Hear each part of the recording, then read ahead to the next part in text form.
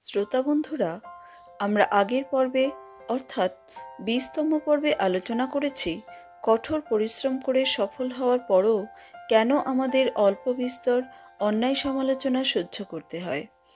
Del Carnegie রচনা সম্ভার বইটির 21 পর্বে এই ধরনের অন্যায় সমালোচনা থেকে বাঁচার কিছু কৌশল সম্বন্ধে আজ আমরা জানার চেষ্টা করব। আচ্ছা, আপনাদের যদি কখনো আগের পর্বটি খুঁজে পেতে অসুবিধে হয় তাহলে ভিডিও ডেসক্রিপশন বক্সে দেখবেন, সেখানে লিংক দেওয়া আছে।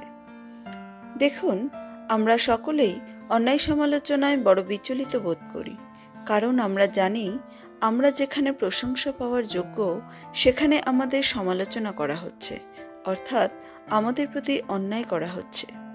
কিন্তু একবার মাথা ঠান্ডা করে ভাবুন তো, এতে আমরা কী বা করতে পারি? কাউকে অন্যায় সমালোচনার জন্য তো জেলে দিতে পারি না, অর্থাৎ গায়ের জোরে তো আমরা কারো বাকস্বাধীনতা কেড়ে নিতে পারি না।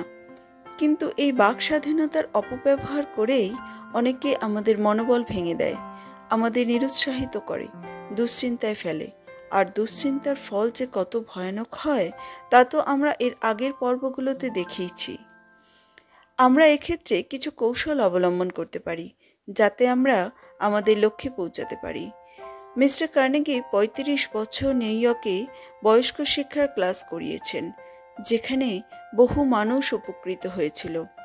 এই ক্লাসগুলোর একাধিক ব্রাঞ্চও ছিল, যাতে যতদূর সম্ভব বেশি বেশি মানুষকে জীবনের সমস্যা থেকে বের করা যায়। ধীরে ধীরে মিস্টার কার্নেগির পরিচিতিও বাড়ছিল, আর বাড়ছিল তার প্রশংসা। এই সময় নিউ ইয়র্ক সানের জনৈক সাংবাদিক মিস্টার কার্নেগির সম্বন্ধে ও তার ক্লাস সম্বন্ধে যাচ্ছে তাই লিখেছিলেন। এতে মিস্টার কার্নেগি ভীষণ রেগে গিয়েছিলেন। স্বাভাবিক, রাগ তো হওয়ারই কথা। তিনি ওই পত্রিকার চেয়ারম্যানের কাছে গিয়ে দাবি করেছিলেন যে তামাশা অনেক হয়েছে, এবার বিস্তারিতভাবে সত্যি ঘটনা পত্রিকায় প্রকাশ করতে হবে। সেই মতো তার সম্পর্কে ও তার ক্লাস সম্পর্কে বিস্তারিতভাবে সত্যি ঘটনা পত্রিকায় প্রকাশ করাও হয়েছিল।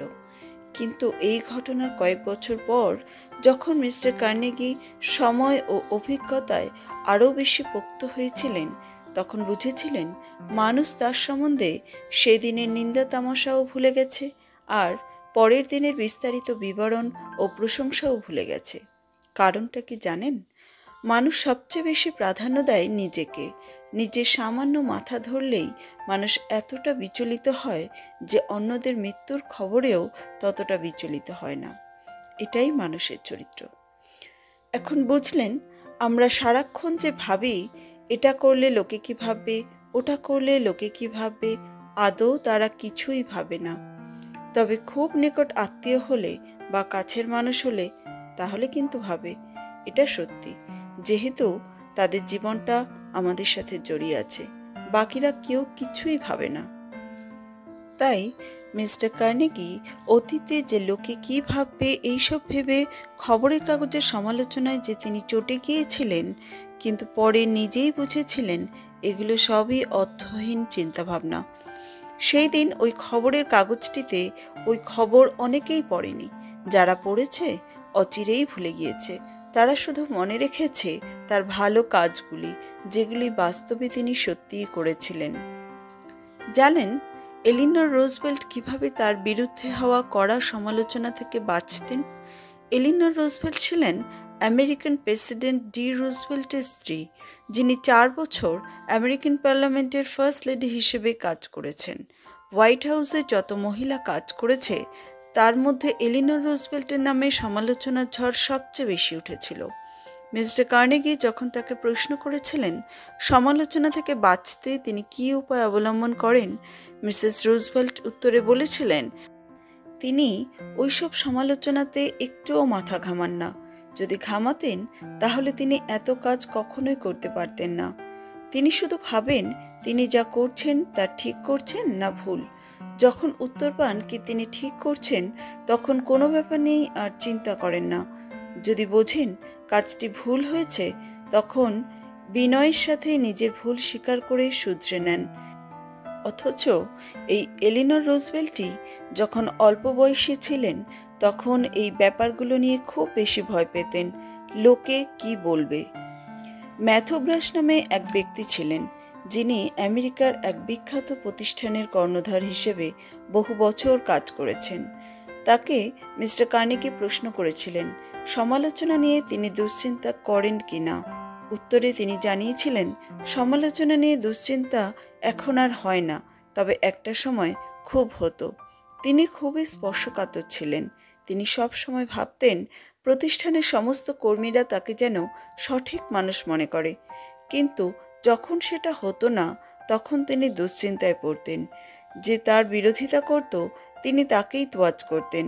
তাতে ফল হতো উল্টো, অন্যরা রেগে যেত, ফলে সমালোচনা আরও বেশি বেশি হতো। এরপর তিনি ঠিক করেছিলেন যে যাই বলুক তিনি সেটাই করবেন যেটা সঠিক, এবং এদের সমালোচনাকে পাত্তাই দেবেন না। এতে করে ধীরে ধীরে তার সমালোচনাও কমে গিয়েছিল। ব্যাপারটা বুঝলেন? সমালোচনা তার বিরুদ্ধেই করা হয় যে এই ব্যাপারটি নিয়ে বেশি চিন্তা ভাবনা করে। চার্লস সোয়াব, যিনি ছিলেন আমেরিকার স্টিল ম্যাগনেট, যিনি সমালোচনা থেকে বাঁচতে যে পদ্ধতিটি অবলম্বন করতেন তা তিনি তারই কারখানার এক জার্মান কর্মীর কাছ থেকে শিখেছিলেন।